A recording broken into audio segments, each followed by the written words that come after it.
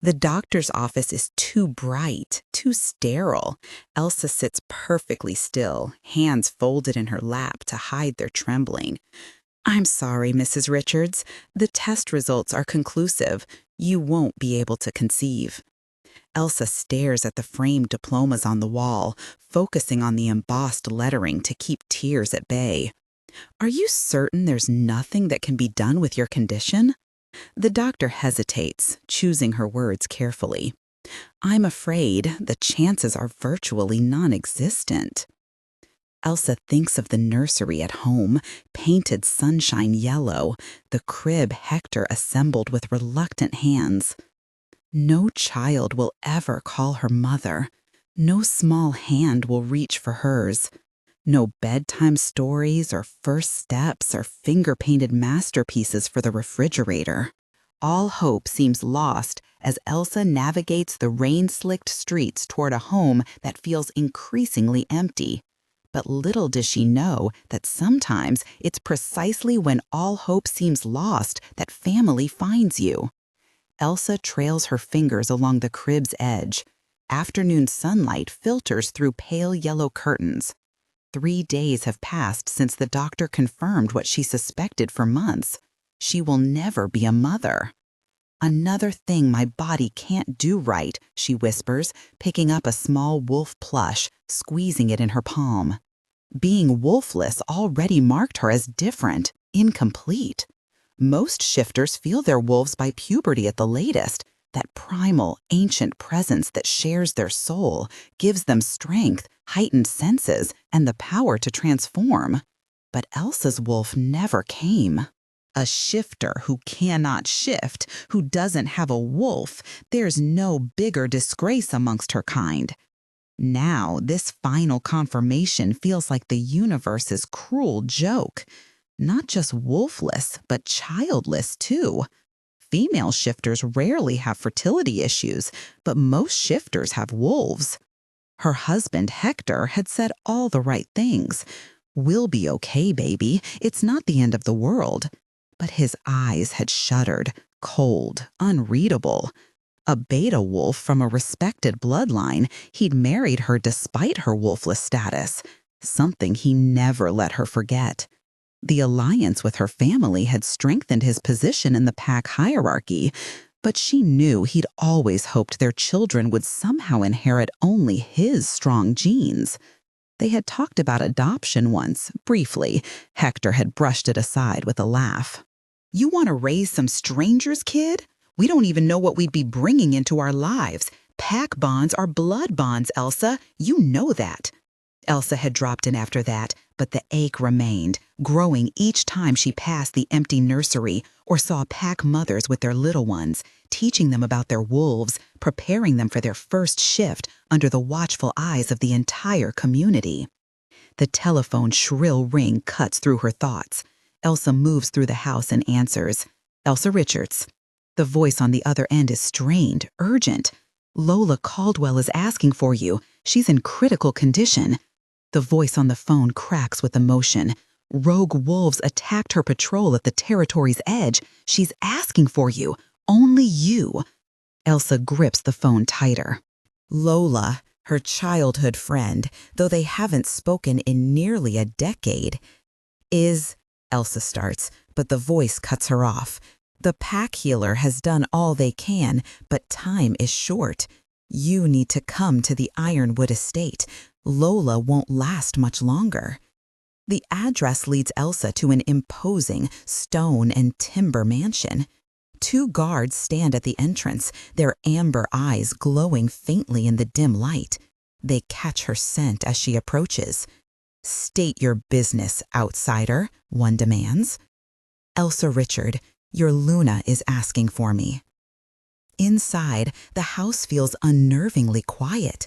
Pack members line the corridors, heads bowed in mourning. A guard escorts her up a grand staircase and down a long hallway to a set of double doors. The master bedroom is dim, heavy with the scent of herbs and blood. Lola lies pale and bandaged in a vast 4-poster bed, her once golden skin now ashen. But it's the cradle beside the bed that draws Elsa's attention. She had no idea Lola had a baby. "Elsa," Lola whispers, her voice barely audible as she turns her head. "You came?" "Of course I came." Elsa moves to her bedside, taking her hand. "What happened?" "Rogues, testing our borders for weeks." Each word seems to cost Lola immense effort. "I led the patrol myself. Should have waited for backup." A small whimper interrupts them, followed by a full-throated cry. Elsa glances over, seeing a tiny bundle wrapped in a pink blanket. "That's Paige," Lola murmurs. "My daughter." The baby can't be more than 4 months old. Wide, familiar eyes gaze up at Elsa, Lola's eyes. Something inside Elsa shifts. She reaches out, gently rocking the baby. "Shh," she murmurs. Paige quiets almost instantly, her tiny hand curling around Elsa's finger.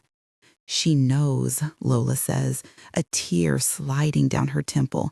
"She senses your family." "Where's her father, your mate?" Elsa asks. Lola's face contorts with pain. "Keith is across the border negotiating with the Eastern Coalition. They can't reach him in time." She draws a shaky breath. "Listen to me, Elsa. I need you to promise me something."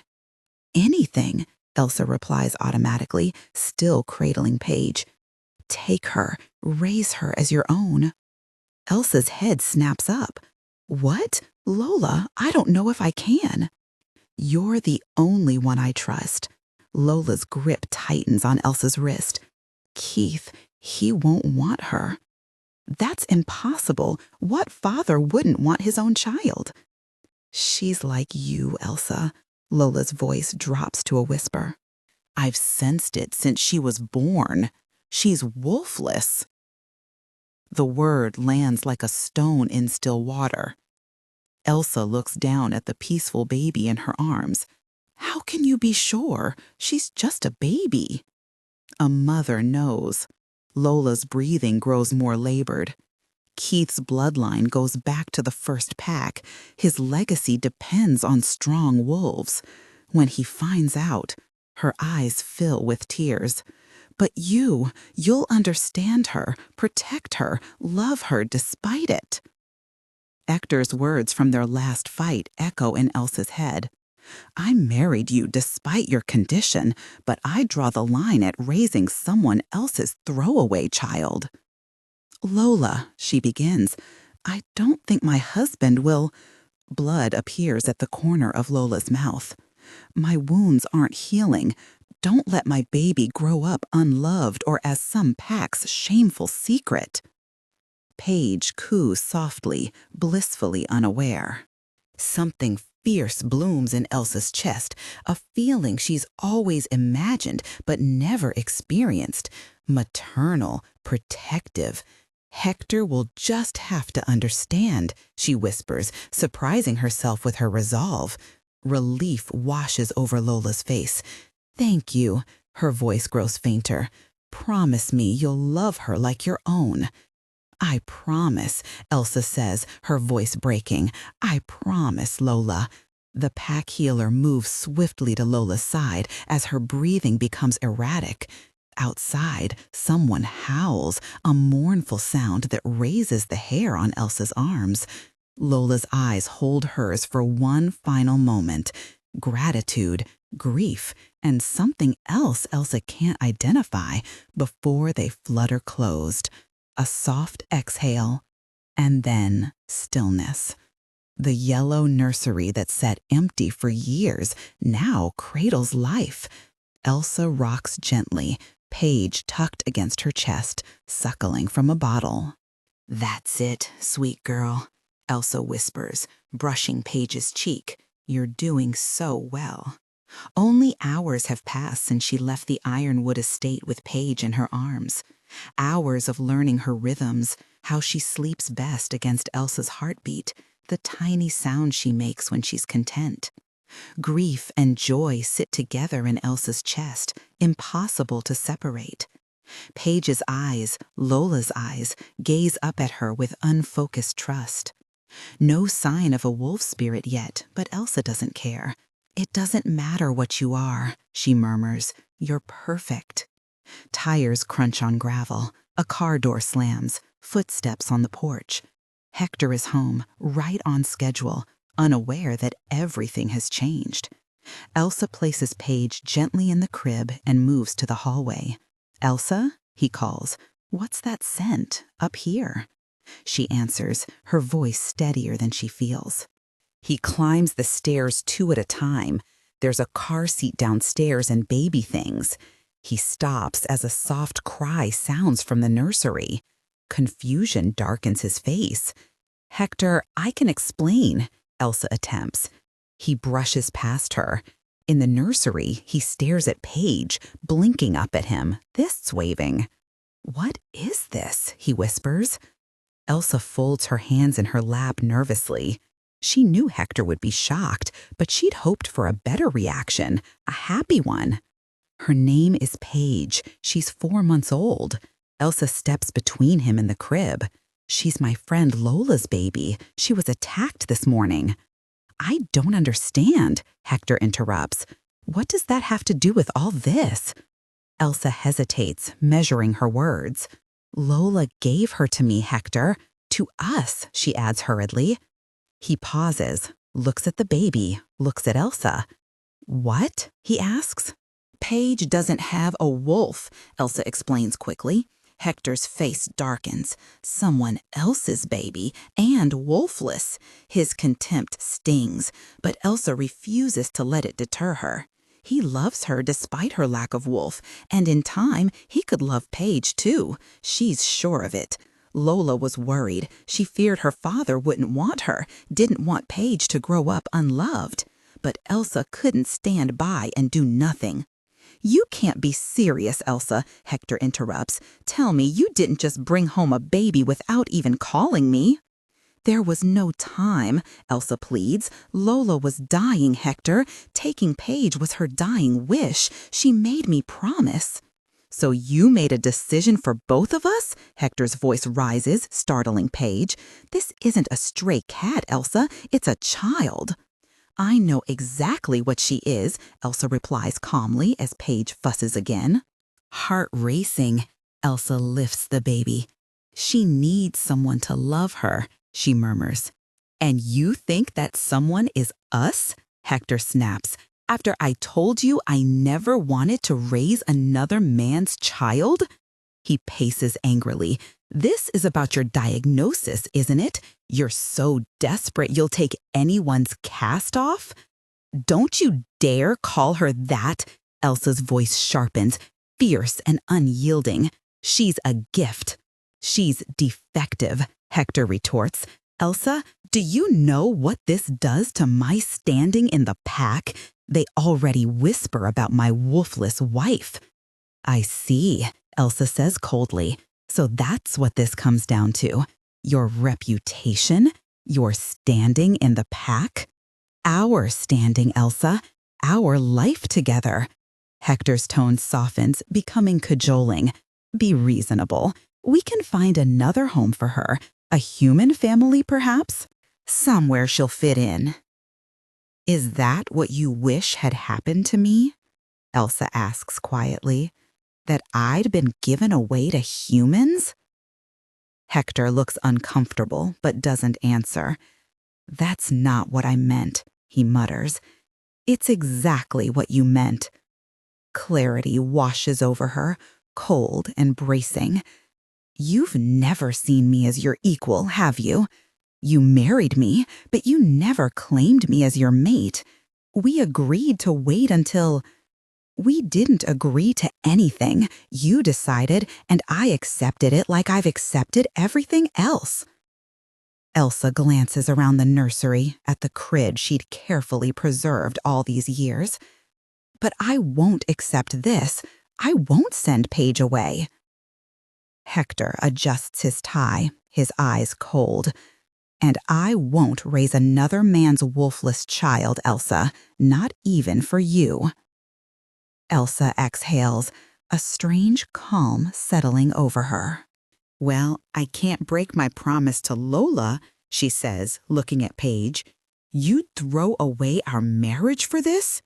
Hector's jaw tightens as he looks between Elsa and the baby. "I need you to make a choice right now, Elsa. It's either me or that child." Elsa's head snaps up in shock. "You're asking me to choose?" Her voice is barely above a whisper. She searches his face for any trace of the tenderness they once shared, but finds only cold determination. "And what if I am?" He crosses his arms. "If you truly want to save our marriage, you'll call this child's father and tell him to come get his daughter tonight. And if you don't," his voice hardens, "pack your things and leave." He says it so matter-of-factly, as if discussing the weather. "I won't be the beta who not only couldn't give his wolfless wife a child, but then raised another alpha's reject." Paige squirms in Elsa's arms, her tiny hand curling around Elsa's finger. The small, trusting gesture brings unexpected clarity. "I choose her," Elsa says quietly. Hector blinks, clearly not expecting this answer. "What?" "You heard me." Her voice grows stronger. "I won't abandon this baby. Not for you, not for anyone." "You can't be serious," Hector laughs. "You'd throw away our marriage for a child you've known for a few hours?" "She is mine now." Elsa meets his gaze without flinching.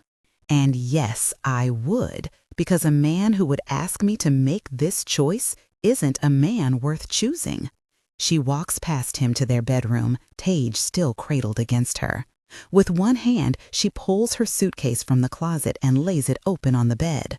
"I'll be out within the hour," she says, her voice surprisingly steady. Hector follows her, watching as she packs essentials with one hand. "You're making a mistake," he says, though uncertainty creeps into his voice now.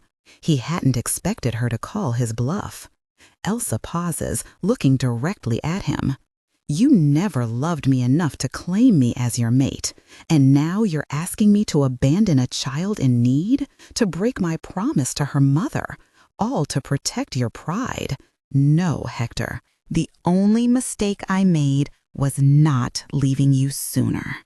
20 minutes later, Elsa stands on the porch, Paige secured in her car seat, 2 hastily packed bags at her feet. The night air is cool against her face, stars appearing in the darkening sky. Elsa picks up her bags and walks to her car without looking back. "Just you and me now, little one," she whispers to Paige. Elsa checks the water temperature with her wrist, adjusting the faucet until it's just right. The tiny apartment bathroom barely fits both of them, but they've made it work for the past week. "Ready for your bath, sweetheart?" she asks, lifting Paige from her bouncy seat perched on the closed toilet lid. The baby kicks her legs in excitement, recognizing the routine they've established together. The apartment is small but clean. One bedroom with just enough space for a second-hand crib beside the twin bed, a kitchenette with a wobbly table, and a living area that fits only a threadbare couch she found at Goodwill.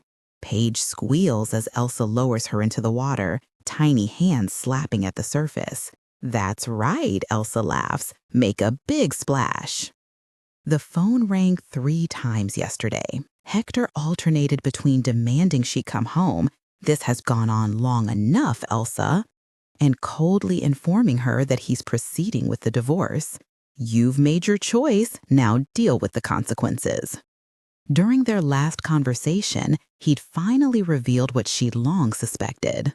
"I need a real mate," he'd said, his voice hard through the receiver. "Someone who can give me children of my own."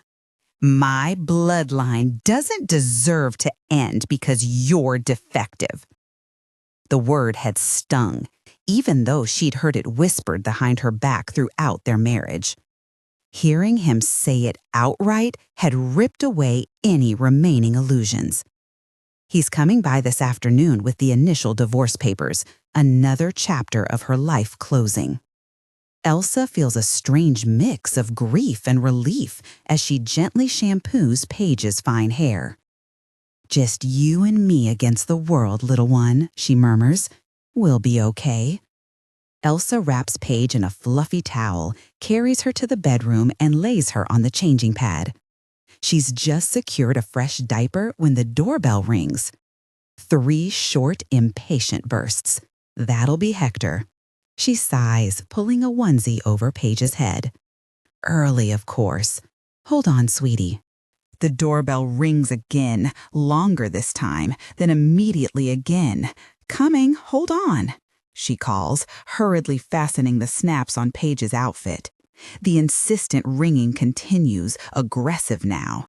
Paige's face crumples at the jarring sound, and she begins to wail. "Shh, it's okay," Elsa soothes, picking her up. She sets Paige down in her crib, tucking a plush rabbit beside her. "I'll make it stop." The doorbell rings again, held down this time, the sound drilling through the apartment. Irritation flares in Elsa's chest as she hurries to the door. "Coming, Hector, calm down." She pulls the door open and freezes. The man standing in her doorway isn't Hector. He towers over her with broad shoulders, stretching the fabric of his expensive dress shirt.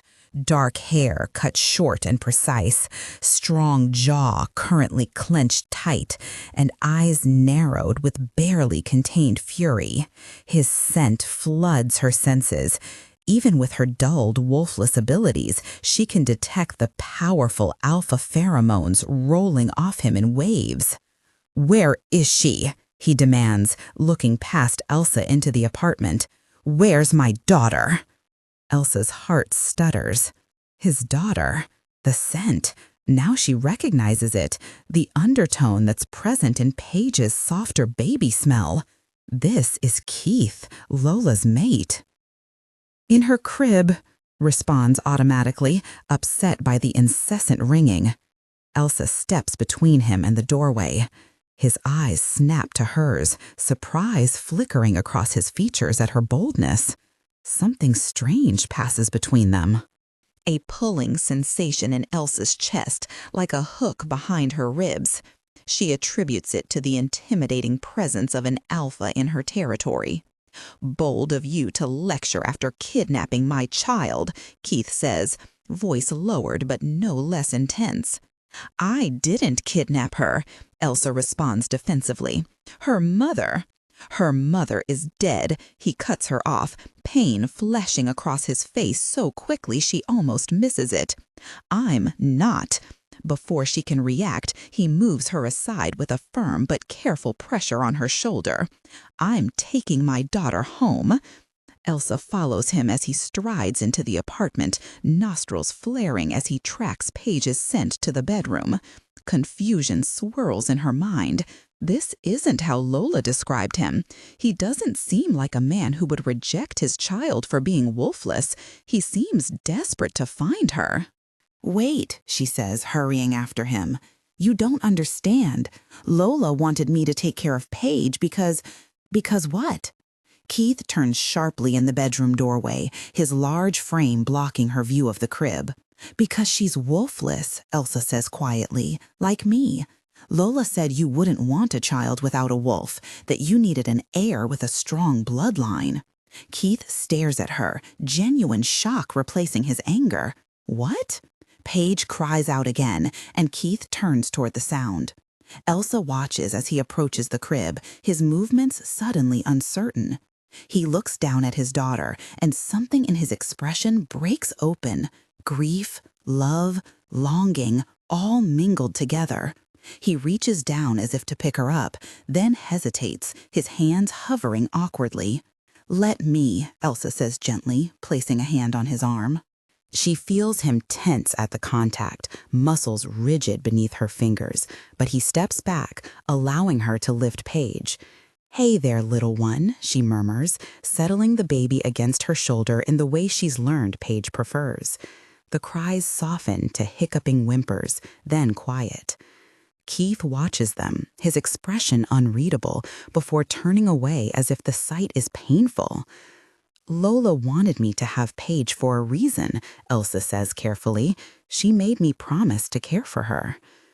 Keith's shoulders stiffen, his scent sharpening with something bitter. Guilt? Anger? She can't quite tell. She had no right to make that decision without me, he says, voice strained. No right to give my daughter away. I'm taking Paige back. Elsa strokes Paige's back, considering her next words carefully. Actually, according to pack law, she had every right. You were outside your territory, which makes the Luna the acting authority in your absence. Her word becomes law. So, if she decided and signed papers for Paige to go to me, I have every legal right to keep her. Keith turned slowly, surprise and something like reluctant admiration crossing his face. I may not have a wolf, but I was raised in a pack. Elsa shrugs. The alpha crosses his arms, studying her.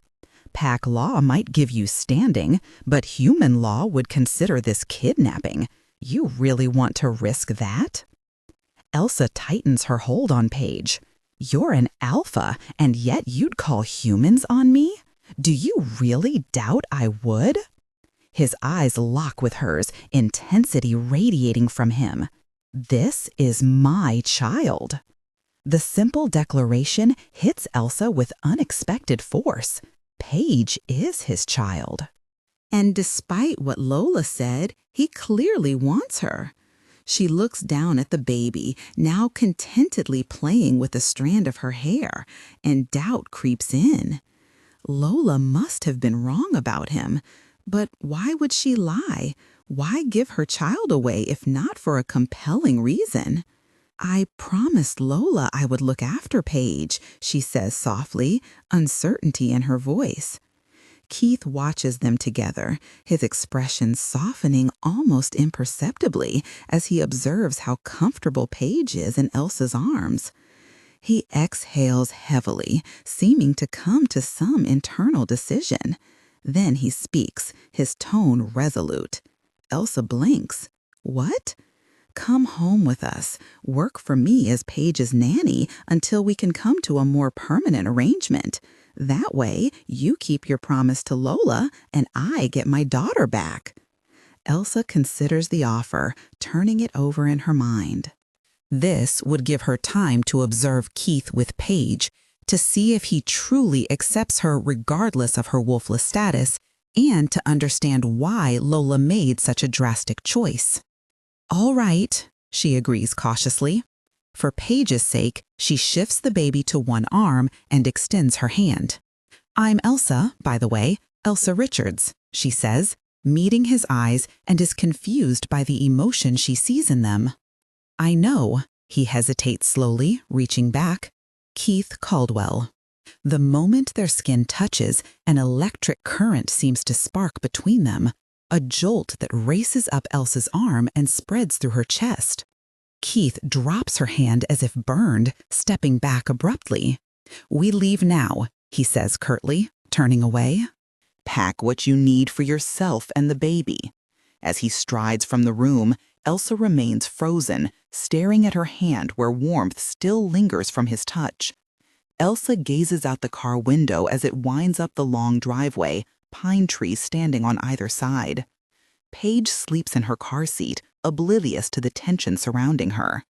The nanny quarters are in the east wing, Keith says, breaking the hour-long silence between them, close to the nursery. Elsa nods, anxiety fluttering in her stomach.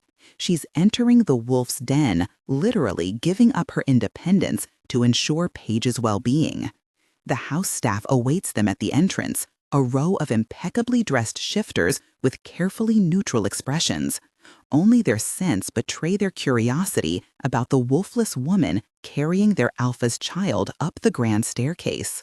Martha will show you to your room, Keith says stiffly. He hesitates, eyes lingering on Paige before looking away. I have pack business to attend to. A plump, gray-haired woman steps forward with a gentle smile. This way, miss. Elsa follows Martha down plush-carpeted hallways adorned with paintings of forest landscapes and past alpha leaders. Paige stirs against her shoulder, taking in the new surroundings with wide eyes. "Here's the nursery," Martha says, opening a door to reveal an extravagant room decorated in soft greens and golds. Master Keith had it prepared years ago, though it's never been used until now. Years ago, before Paige was even born. The revelation sits uncomfortably with Elsa. "And your quarters," Martha continues, showing Elsa into a adjoining room, tastefully appointed with a full-sized bed, dresser, and sitting area. "You'll have privacy, but be close enough to hear the little one." Elsa sets Paige down on the bed, surrounding her with pillows. "Martha, I'd like to see Lola's room." Martha's eyebrows rise slightly, but she nods. "Of course. I thought you might want to gather some of her things, items with her scent for the baby." "Exactly," Elsa says, relieved at the woman's understanding. Paige should have something of her mother's. Martha leads her down another hallway to a set of double doors. This was the Luna's private suite. The room is frozen in time, a book still open on the nightstand, perfume bottles arranged on the vanity, a silk robe draped over a chaise lounge. Lola's scent lingers, fading but present, jasmine and vanilla with an undertone of something wild. Elsa moves through the space quietly, as if afraid to disturb the memories. "This wasn't the master bedroom," she observes, noting the absence of masculine touches. Martha busies herself opening a drawer, avoiding Elsa's eyes. "No, the Alpha suite is in the west wing." "I see." Elsa picks up a cashmere throw from the foot of the bed, knowing Paige will find comfort in her mother's scent. "They didn't share a room," Martha says with a sigh, her professional reserve cracking slightly. "Not for the past 5 years or so. It wasn't always that way, but things changed." "They were fighting?" Elsa asks, trying to understand.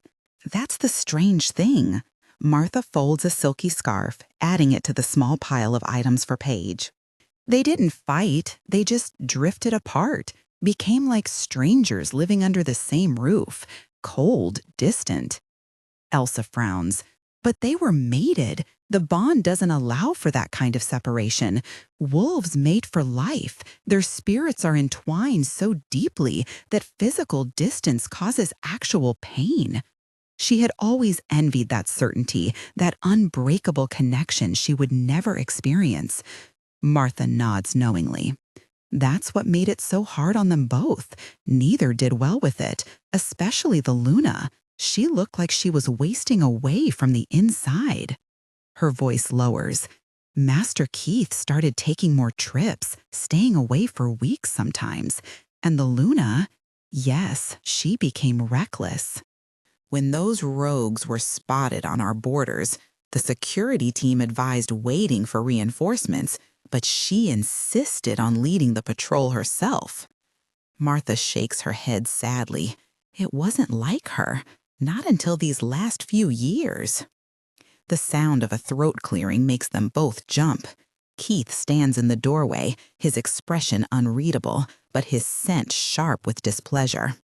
"Martha, I believe the kitchen needs your attention," he says, his tone leaving no room for argument. "Of course, Alpha." Martha hurries past him with an apologetic glance at Elsa.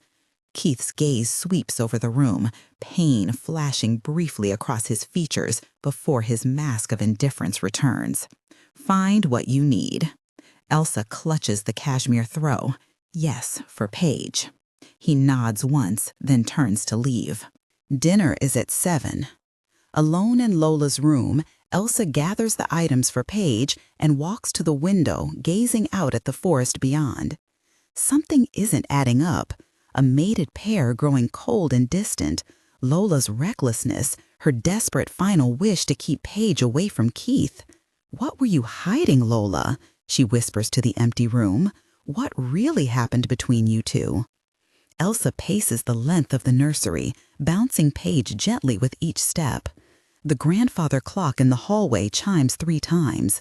It's 3 in the morning, and the baby has been fussing since midnight. New place, new sounds, new smells. It's no wonder she's unsettled. Shh, sweetheart, Elsa whispers, her voice raspy from hours of soft singing and soothing words. Everything's okay. I'm right here. Paige whimpers, her little face scrunched in discontent. Nothing seems to work. Not the rocking chair, not the soft lullabies, not the gentle back pats that usually soothe her to sleep. The move has disrupted everything familiar, and Elsa feels a stab of guilt. Was bringing her to this enormous, strange house the right choice? She runs through the checklist again. Dry diaper, recently fed, not too hot or cold, just overtired and overwhelmed probably. We'll get through this, Elsa murmurs, pressing a kiss to Paige's forehead. First night in a new place is always the hardest. A soft knock at the door makes her turn. Keith stands in the doorway, hair rumpled in the dim glow of the nightlight. The defined muscles of his chest and shoulders are impossible to ignore. Elsa quickly averts her eyes. I heard her crying, he says, voice rough with sleep. Is something wrong? Elsa shifts Paige higher on her shoulder. Just having trouble settling. I'm sorry if we woke you. Keith steps into the room, concern evident on his usually stoic face. You didn't. I was listening. Has she been like this all night? About 3 hours now, Elsa admits. I think it's the new environment. Too many unfamiliar scents. To her surprise, understanding flashes across Keith's face. Pack cubs often have trouble sleeping in new places. Their senses are overwhelmed. Is there something that helps? Elsa asks, too exhausted to maintain her usual wariness around him. Keith hesitates, then approaches. May I? He extends his arms. Elsa carefully transfers the fussing baby, watching as Keith awkwardly adjusts his hold. His large hands nearly engulfed Paige's tiny form, but he's gentler than Elsa expected. Without warning, he sits in the rocking chair and shifts Paige against his bare chest. The baby stills almost immediately, her tiny hand splaying against his skin. Skin contact, Keith explains, noticing Elsa's surprise. It helps them sense parental pheromones more directly. Elsa sinks onto the ottoman, relief and curiosity mingling as she watches Paige's eyes grow heavy against her father's chest. I didn't know that.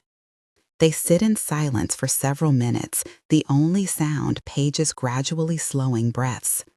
Keith rocks gently, his expression softening as he watches his daughter drift toward sleep.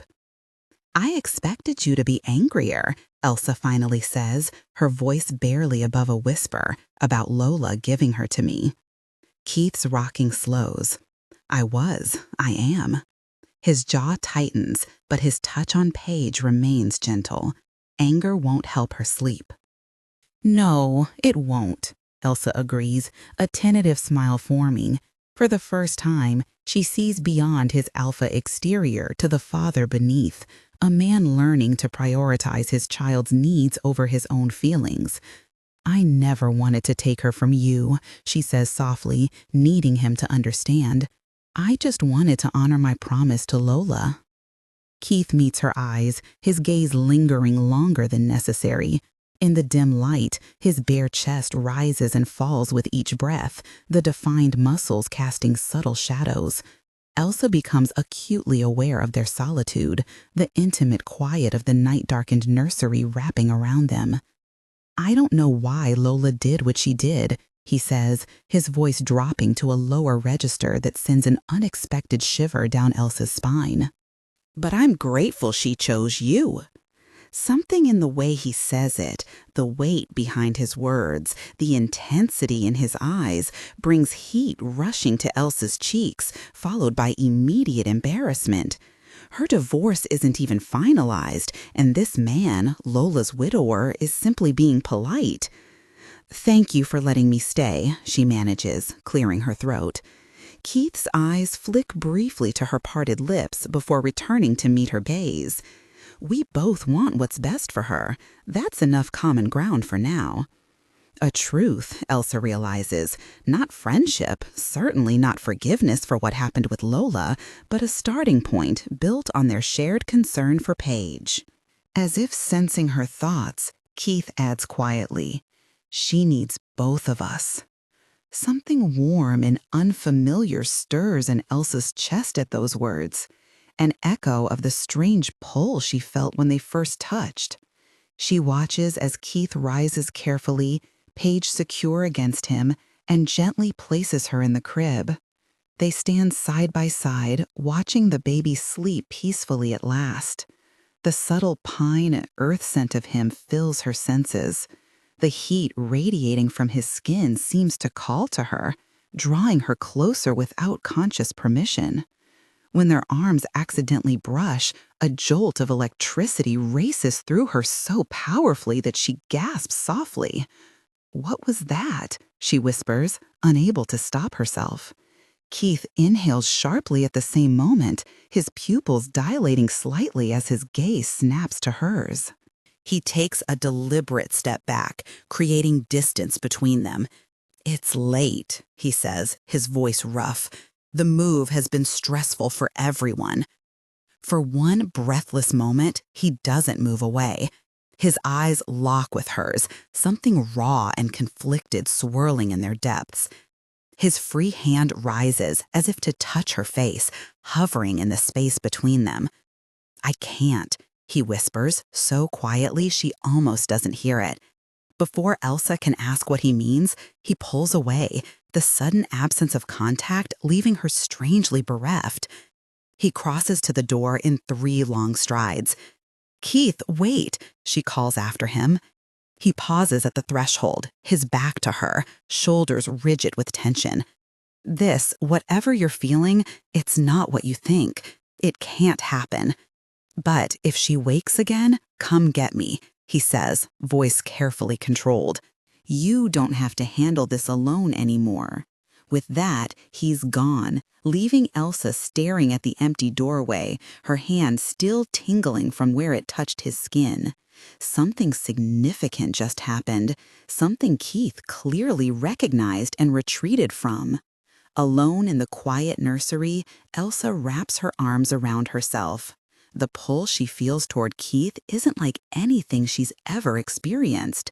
Not a simple attraction, but something almost primal, something that calls to her on a level she doesn't understand. But for tonight at least, Paige sleeps peacefully. And for now, that has to be enough. 1 month later, Elsa winces at the sound of Paige's teething ring hitting the marble floor for the 5th time. The baby giggles, delighted with her new game of drop and watch Elsa pick it up. "You're developing quite the sense of humor," Elsa says, retrieving the toy and wiping it clean before returning it to Paige's outstretched hands. From his position at the breakfast table, Keith glances up from his newspaper, his eyes following Paige's movements with quiet intensity. When their eyes meet across the room, that now familiar warmth spreads through Elsa's chest, a sensation that hasn't diminished with time, but grown stronger. She looks away first, focusing intently on wiping Paige's chin, aware of the slight quickening of her pulse. The house phone rings and Martha answers in the kitchen before appearing in the doorway. "It's for you, Miss Richards, your husband." "Ex-husband," Elsa corrects gently, settling Paige into her high chair. "I'll take it in the study." Keith's jaw tightens, his scent shifting subtly with an emotion Elsa can't quite identify. Possessiveness, irritation, whatever it is, the intensity of it makes her skin prickle as she passes his chair. In the privacy of the oak-paneled study, Elsa steels herself. "Hector, what is it this time? You moved in with them?" His voice crackles with disbelief. "You're working as a nanny for some alpha who actually wants his defective child. Do you realize how this makes me look?"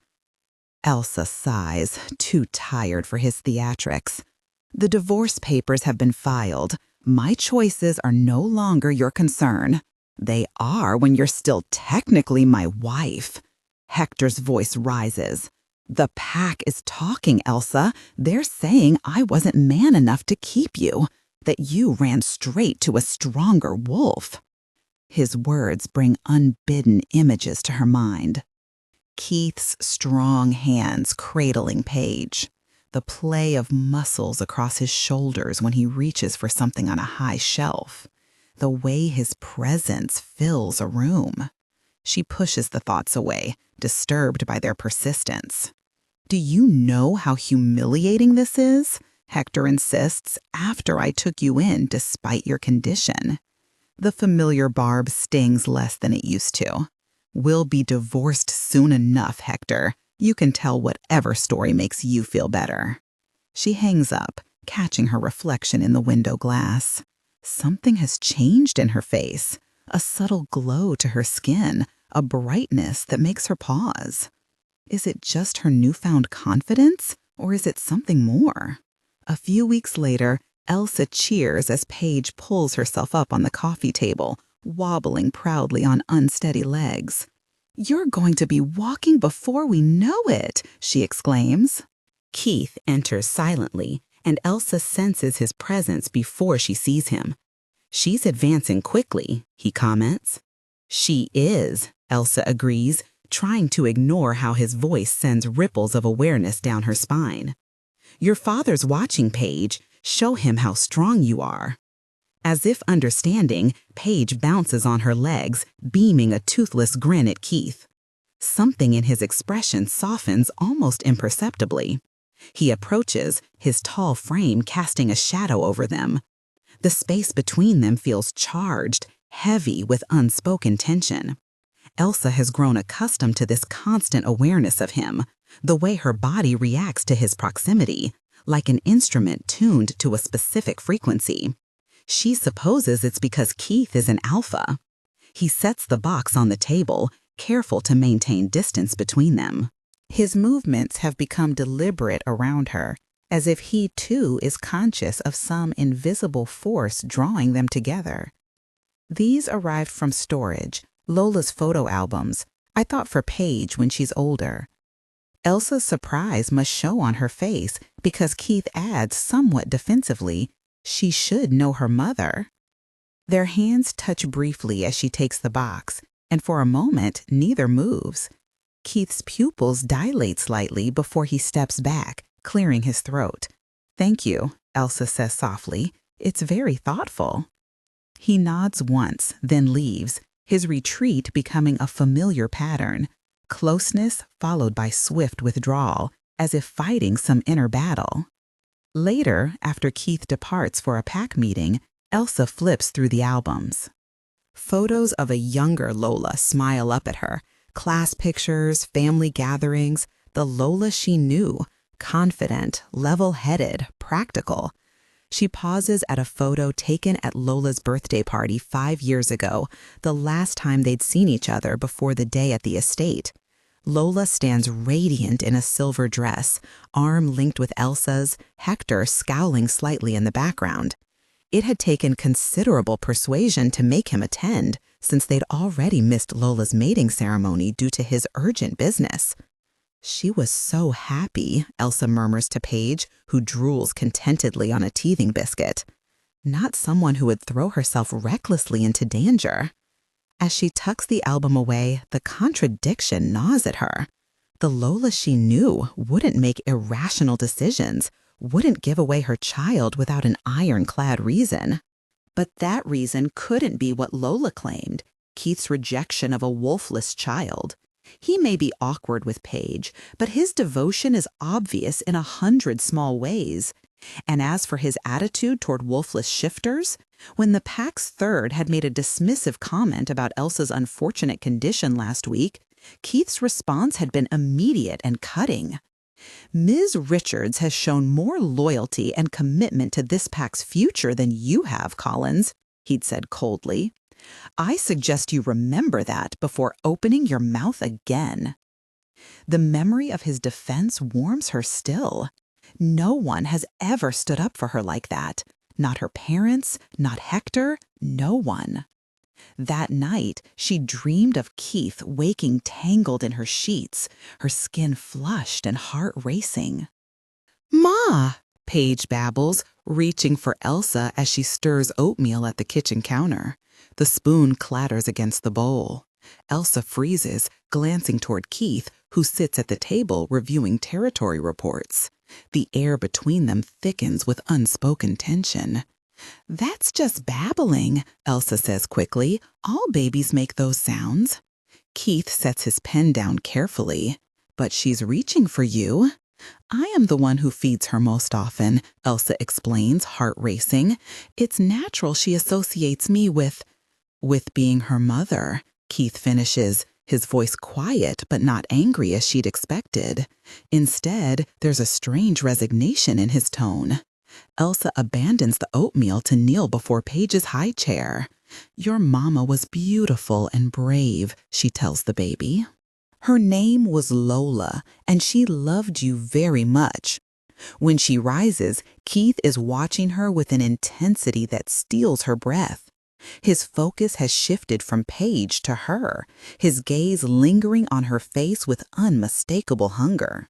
For one suspended moment, the kitchen seems to shrink around them, the distance between their bodies charged with electricity. Then Paige squeals, breaking the spell. Keith stands abruptly, his chair scraping against the floor. "I'll be in my study," he mutters, leaving the room with hurried steps.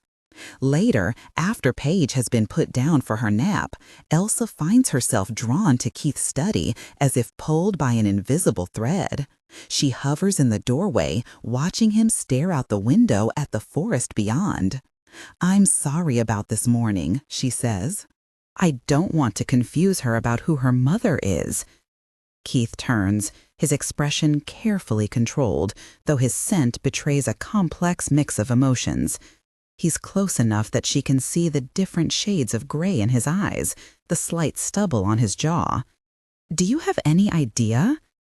Elsa hesitates, measuring her words as she walks up to him.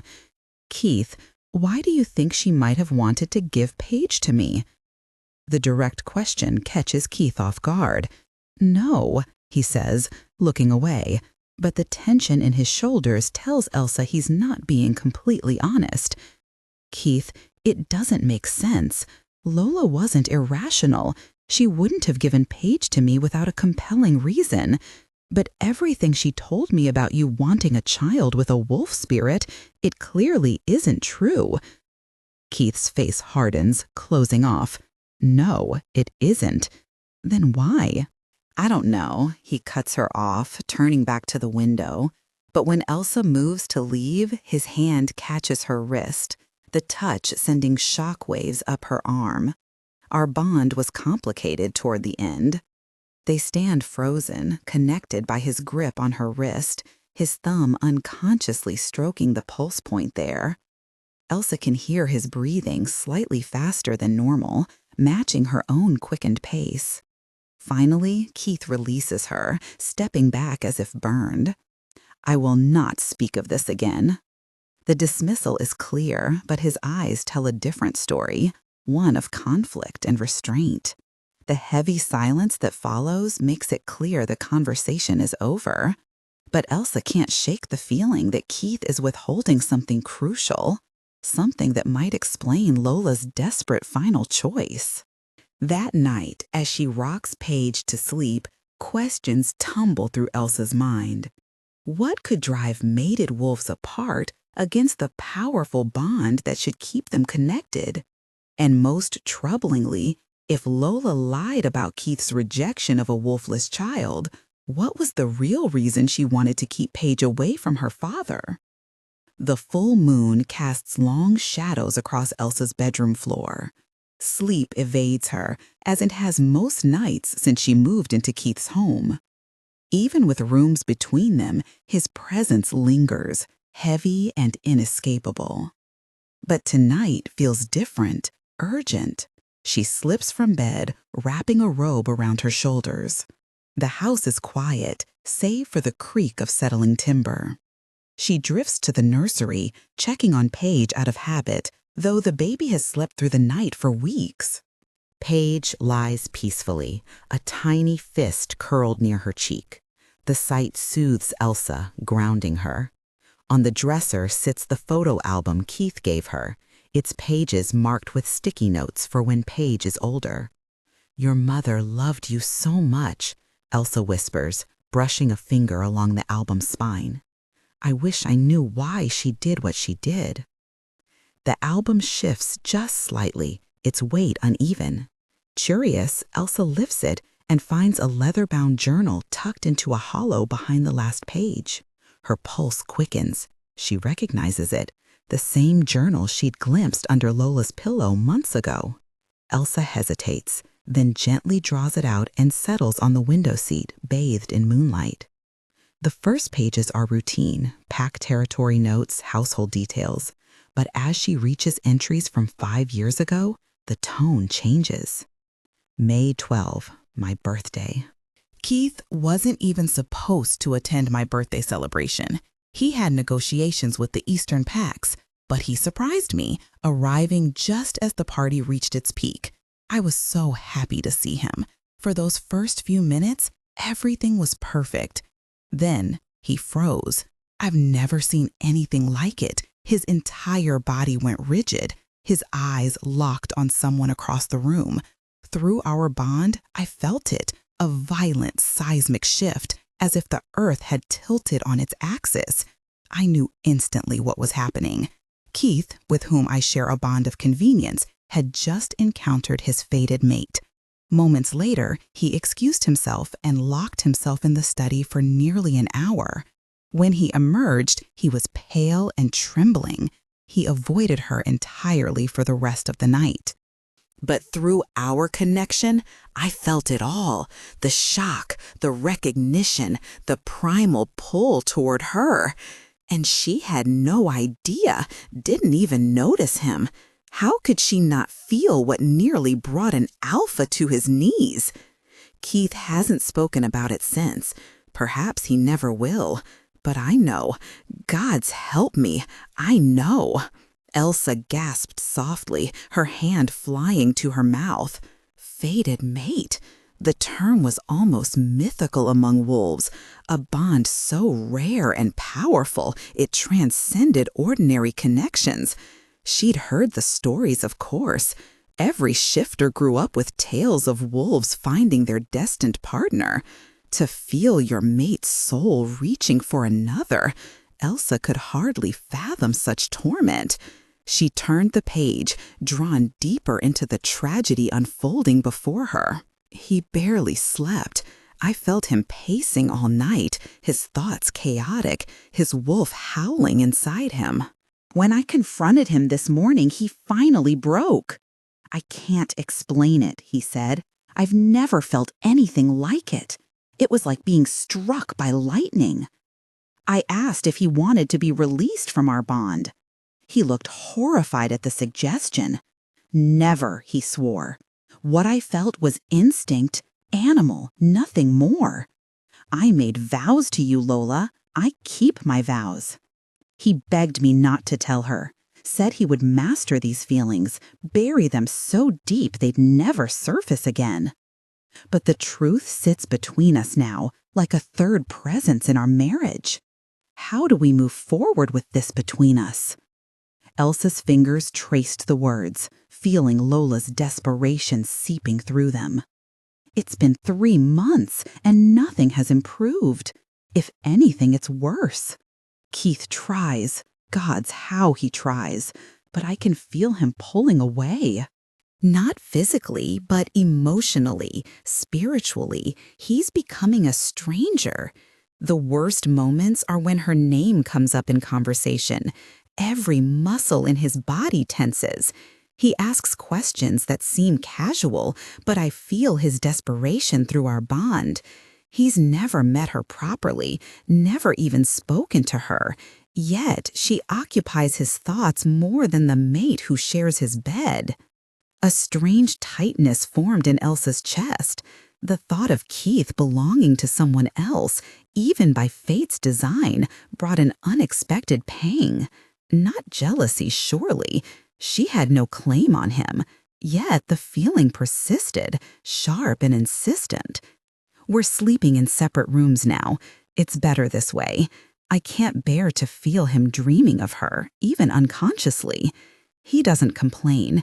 Maybe he's relieved. I suggested ending our bond again today.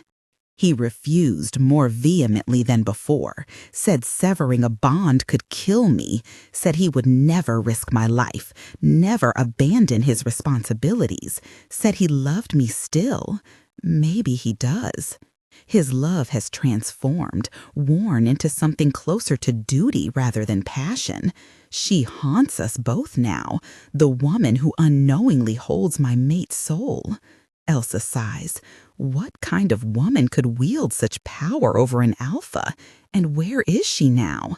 The thought of Keith finding her, claiming her, sends a strange ache through Elsa's chest. The entries continue, chronicling Lola's descent through grief, anger, and finally, desperate hope. February 6th. I'm pregnant. The healer confirmed it today. Keith's face when I told him, I've never seen such raw hope. Perhaps this is our salvation. A child to bind us, to remind us of what truly matters beyond primal instincts and mystical bonds. December 10th. Paige is 3 months old today, perfect in every way, except the one that matters most to our kind. I've known since she was born, though I've kept it hidden from Keith. She has no wolf spirit. I watch him with her, so gentle, so careful, but the pack will care. They'll whisper, as they always do, about those without wolves. Last night, I dreamed they were together. Keith, Paige, and her, a family. In my dream, they were happy. Paige laughed, reaching for them both. And the strangest thing happened. I felt peace, real peace, for the first time in years. The final entries grow increasingly erratic, desperate. Elsa's breath catches as she turns to the last entry, dated just 2 days before Lola's death. March 4th. I dreamed of them again last night, the 3 of them together, a true family bonded by love and fate. In my dream, Paige called her Mama, and it felt right, as if this was always how things were meant to be. It's decided then. I've updated my will. If anything happens to me, Elsa gets temporary guardianship of Paige. I know Keith will fight it, his pride, his duty to his bloodline. But Elsa is stronger than anyone realizes. She'll stand her ground. When Keith comes for Paige, he'll have to face Elsa. And maybe then, finally, she'll feel the bond too. Her wolfless nature may have dulled her senses at my birthday, but with time, with proximity, I believe she'll feel it. The connection that has haunted my marriage for 5 years. If I'm right, if they find each other, if they claim what fate intended all along, then Paige will have both her father and a mother who understands her perfectly. Keith will have his fated mate, the one his soul has been yearning for. And Elsa, dear sweet Elsa, who settled for that pompous beta who treats her like a consolation prize, will finally have the love and respect she deserves. The journal slips from Elsa's numb fingers, landing softly on the window seat. Her mind races, unable to process the revelation. She is Keith's fated mate, the woman whose very existence shattered his marriage to Lola, the one whose presence caused so much pain. Memories flood back. Lola's birthday 5 years ago. She remembers arriving late, flustered after arguing with Hector about attending at all. She recalls Lola embracing her, whispering, "I'm so glad you came." But Keith is a void in her memory. Yet these past months in his home, the pull she's felt toward him from their first meeting, the electric current that passes between them with every accidental touch, and the dreams that leave her breathless and aching haunt her. Is this what a fated bond feels like? This certainty, this inevitability, this constant awareness? No, she whispers, pressing her hands to her burning cheeks. It can't be. If Lola was right, if I am Keith's fated mate, then he has known since the moment he saw me standing at my apartment door, just as he fought it with Lola. The sound of the door opening makes her gasp, her head snapping up to meet Keith's gaze as he stands frozen in the doorway. "It's me," Elsa says, barely above a whisper. "I'm your fated mate." The words hang in the air, fragile and devastating. Keith's expression twists, shock, longing, then grief. His jaw tightens as if holding himself together. "You were never supposed to know," he murmurs, voice rough. Elsa rises from the window seat, clutching Lola's journal to her chest like a shield. "You knew from the moment I saw you at Lola's birthday, didn't you? 5 years ago. And you never told me, never came looking." The hurt in her voice surprises even her. Keith's hands clench. "I was mated to Lola. I made vows." "And you kept them," she says gently, "even when it tore you apart." Something flickers in his eyes, raw hunger restrained for a heartbeat. Elsa thinks he'll cross the room. Instead, he steps back. "It doesn't matter now. What's done is done." "It does matter," Elsa repeats. "Keith, this explains everything. The pull between us, how Paige lights up around both of us, even why Lola—" His voice cuts sharp. "Don't use her name to justify this. Do you think this is some beautiful fate, that Lola died so we could be together? She's dead, Elsa, because of me, because of this curse." "That's not what her journal says," Elsa counters, stepping closer. "She wanted—" "I know what she wanted," Keith roars, alpha power crackling in the air. Paige stirs in her crib with a soft whimper. Elsa rushes to her, soothing her gently. When she looks up, Keith's rage has faded into something worse, resignation. "You and Paige should leave in the morning," he says flatly. "Go back to your apartment. You're sending us away because I'm your mate. It's better this way for everyone." "How?" Elsa snaps. "How is tearing Paige from her father better? Denying what we are?" "Because I destroy everything I touch," he explodes. "I failed Lola. I can't do this again. I won't fail you or her." "You won't," Elsa says, tears streaming. "Paige needs you." "And I don't," he says, voice cracking. "I love you," she says anyway. "Before I knew, before I understood why being near you felt like home." Keith closes his eyes, pain etched across his face. "I won't let you push us away because you're afraid." "This isn't fear," he insists. "It is," she cuts in. "I was married to a man who made me feel broken, like I didn't deserve love, and I believed him because I was scared. But I'm not scared anymore, not with him and not with you." Keith shakes his head. This isn't the same. Paige's sudden cry slices through the tension. Elsa moves, but Keith is faster, scooping the baby into his arms with effortless tenderness. "Da," Paige says, patting his cheek. Keith flinches as if struck. "Do you think she'd miss me?" he rasps. "If I were to give her up, to give you?" "Of course she'd miss you," Elsa snaps. "What are you talking about, Keith? Give her up? You're her father." She takes a step toward him, but Keith retreats, maintaining the distance between them. "Elsa, don't," he warns. "Your daughter calls for you. You can't send her away."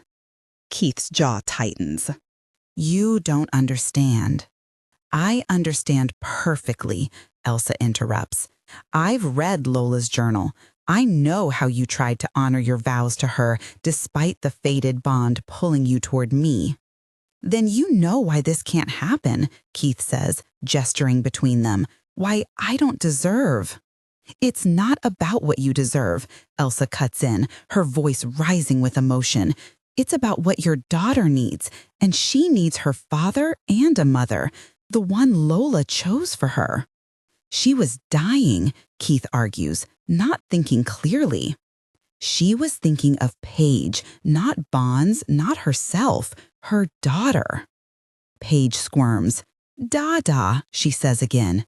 Keith's hand trembles where it rests on her tiny back. "I failed Lola. I'll fail you too." "You didn't fail her," Elsa says firmly. "You loved her the best you could, with a heart that was never fully yours to give. I made her feel less than she was." He pulls Paige closer, her small hand patting his face again. "But not by choice," Elsa insists. "No one's to blame." "I still hurt her."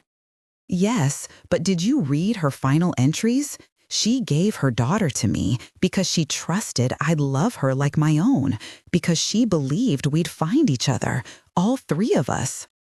"I want to believe that," Keith whispers, "but how could seeing me with someone else bring her peace?"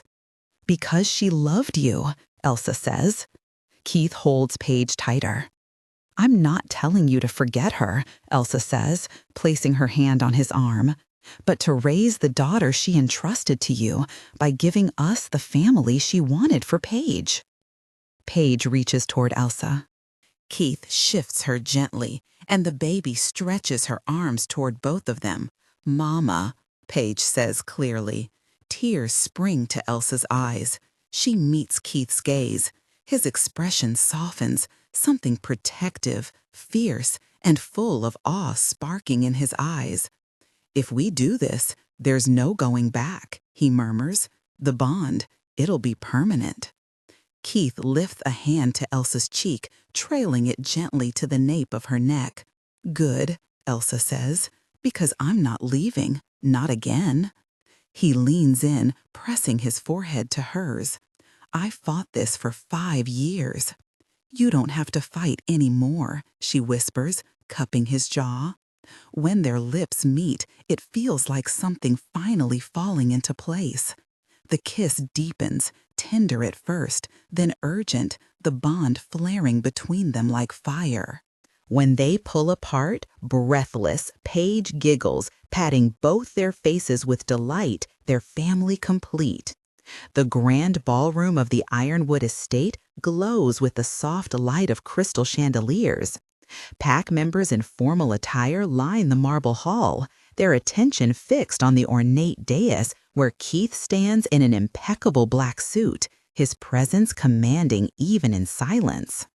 Tonight we gather not just for celebration, his powerful voice resonates throughout the elegant space, but to formally recognize our Luna. Elsa steps forward, Paige balanced on her hip. The toddler wears a tiny silver dress matching her mother's elegant gown. A collective murmur of approval ripples through the assembled guests. "My fated mate," Keith continues, taking Elsa's hand, "mother to my daughter, strength of our pack." The traditional claiming ceremony passes in a blur of ancient words and modern promises. When Keith places the delicate silver circlet on her head, symbol of her status as Luna, Elsa feels a surge of emotion so powerful it steals her breath. From wolfless outcast to Luna, the most powerful pack in the region, from barren and worthless to mother and mate, the journey still feels dreamlike at times. Afterward, during the reception, Elsa notices a familiar figure at the edge of the gathering. Hector stands stiffly among a delegation from neighboring packs, his eyes fixed on her with undisguised shock. Keith follows her gaze, his arm tightening possessively around her waist. "Shall I have him removed?" he murmurs against her ear. Elsa smiles, leaning into her mate's embrace. "No need," she replies. "Let him see what he threw away." As if sensing the attention, Hector approaches, offering a formal bow. "Luna Caldwell," he says stiffly, "congratulations on your claiming." Thank you, Elsa replies serenely, watching him struggle to reconcile the confident woman before him with the wolfless wife he'd discarded. Paige chooses that moment to squirm in Keith's arms, reaching for Elsa. "Mama," she demands. Elsa takes her daughter, feeling the weight of Hector's stare as he witnesses what he once declared impossible. Elsa as mother, as Luna, as complete. Quite a turn of events, Hector manages. As he retreats, Elsa exchanges a look with Keith that speaks volumes of triumph, of belonging, of a future neither could have imagined before fate and courage brought them together. She may not have a wolf, but Elsa has something far more precious. A family built on choice as much as destiny. A place where she truly belongs. Thank you so much for listening. I hope you enjoyed this story. It was inspired by a request from one of you, my amazing listeners. If you liked it, feel free to give it a thumbs up or leave a comment. It really helps the channel and means a lot to me. Feel free to share your own story ideas or let me know what you'd like to hear next. Your suggestions are a great source of inspiration.